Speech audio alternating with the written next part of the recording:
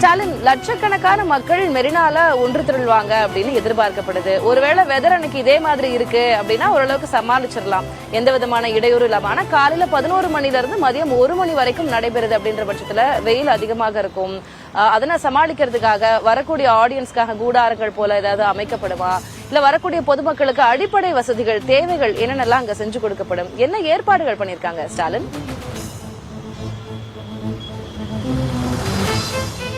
Thilagavathi, 2024 biggest ஈவெண்ட்டுக்கு நம்ம Chennai ready ஆகிட்டு இருக்கு. நான் தற்போது மெரினா பீச்சில் தான் இருக்கேன். நீங்க குறிப்பிட்டதுபடி மழையே தற்போது இந்த ஈவெண்ட்டை வந்து வரவேற்கும் விதமாகத்தான் தற்போது சென்னையில மழை பெஞ்சிட்டு இருக்கு.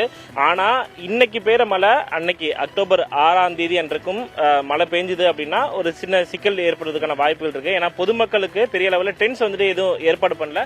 ஆனா இந்த டென்ட்டை நீங்க பார்க்கலாம் திலகவதி. இதெல்லாம் வந்து பார்த்தோம் அப்படின்னா முக்கியமான விருந்தினர்களுக்கு இந்த டென்ட்ஸ்லாம் கூடாரங்கள்ல வந்து அமைச்சிருக்காங்க.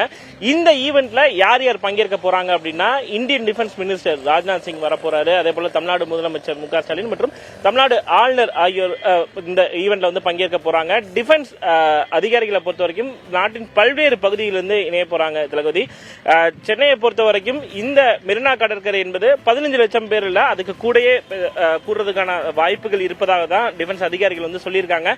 ஒருவேளை 15 லட்சத்துக்கும் மேற்பட்ட மக்கள் இங்க வந்தா கூட மெரினா பீச் அதை தாங்குற அளவுக்கு ஒரு கெப்பாசிட்டி இருக்குன்னு தான் சொல்லணும். ஏன்னா இதுக்கு முன்னாடி நம்ம வந்து பார்த்திருக்கோம், ஒரு மிகப்பெரிய நாட்டில் வந்து மிகப்பெரிய அளவில் ஒரு ஜல்லிக்கட்டு போராட்டத்தையே மெரினா கடற்கரை அவ்வளவு இளைஞர்கள் இந்த மெரினா கடற்கரையில் இருந்தாங்க, அதே தாங்கிருச்சு. நிச்சயமாக 15 லட்சத்துக்கும் மேற்பட்டவர்கள் பொதுமக்கள் வந்தா கூட நிச்சயமா மெரினா கடற்கரையில் அதுக்கான ஏற்பாடுகளை செய்துவிட முடியும் அப்படின்ற அடிப்படையில் தான்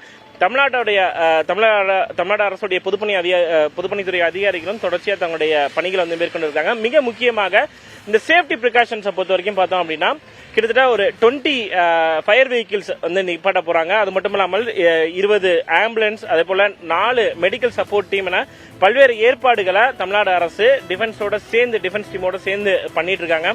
இந்த பொதுமக்களை பொறுத்த வரைக்கும் டாய்லெட் ஃபெசிலிட்டி, கழிப்பிட வசதிகளை பொறுத்த வரைக்கும் முக்கியமா பெண்களுக்கு தேவைப்படும். அதனால ஷீட் டாய்லெட்ஸ் வந்து மொபைல் டாய்லெட்ஸா வந்து இங்க நிப்பாட்ட போறதா சென்னை கார்பரேஷன் வந்து ஏற்கனவே சொல்லியிருக்காங்க. பொதுப்பணித்துறையை பொறுத்த வரைக்கும் ஏற்கனவே சென்னை மெரினா கடற்கரையில் பெர்மனன்ட் டாய்லெட்ஸ் வந்து அந்த ஸ்ட்ரக்சர்ஸ் எல்லாம் இருக்கு, அதுக்கு தேவையானதையும் பண்ணிட்டு இருக்காங்க. டிராபிக் டைவர்ஷன்ஸ், போக்குவரத்து உள்ளிட்ட பல்வேறு விஷயங்களை வந்து போக்குவரத்து காவல்துறை வந்து மேற்கொண்டு இருக்காங்க.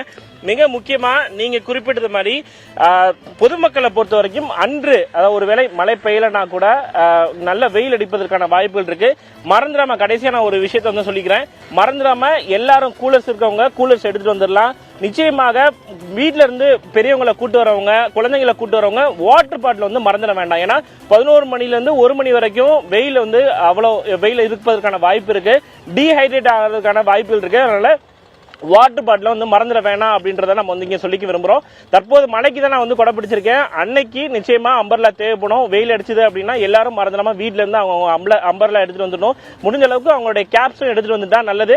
ஏன்னா டிஃபென்ஸும் வந்து இங்க வரக்கூடிய பொதுமக்களுக்கு கேப்ஸ் வந்து கொடுக்க போறாங்க, தொப்பியை வந்து கொடுக்க போறாங்க. இருந்தாலும் எல்லாருக்கும் கொடுப்பதற்கான வாய்ப்பு இல்லை. அதனால முடிஞ்ச அளவுக்கு வாட்டர் பாட்டில், அம்பர்லா, கூலர்ஸ் இது மாதிரியான விஷயங்கள்ல முன்னாடியே இந்த சேஃப்டி பிரிகாஷன்ஸோட வந்துட்டாங்க அப்படின்னா 11 மணில இருந்து 1 மணி வரைக்கும் அந்த 2 மணி நேரம் வந்து சும்மா ஜமாளிச்சுட்டு இங்க இருந்து போக முடியும் அப்படின்றதுதான் ஒரு எதிர்பார்ப்பா இருக்கு திலகவதி. விமானப்படை சாகச நூடி நடக்க போகுது, அதுக்கான பொதுமக்களுக்கான ஏற்பாடுகள் என்ன அப்படின்றதோட சேர்த்து டிப்ஸும் வழங்கியிருக்கீங்க ஸ்டாலின். உங்களுடைய கள விவரங்களுக்கு நன்றி.